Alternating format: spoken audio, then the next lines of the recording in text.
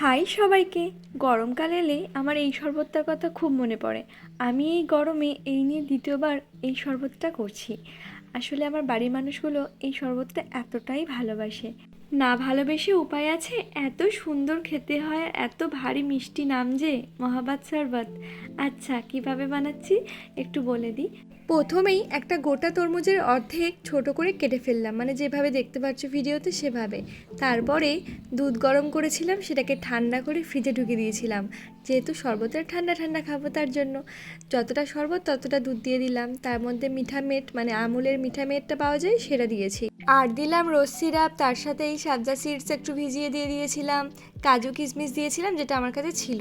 এখানে আমন্ড বা পেস্তা বাদামও দেওয়া যায়। দেখো কি সুন্দর একটা মেশানোর পরে দুধে হালকা কালার আসছে, কি সুন্দর লাগছে না দেখতে। দেখেই মনে হচ্ছে নামটা ভারী মানিয়েছে। আর আমি কি করলাম, বসে বসে দুপুরবেলা খেয়ে নিলাম।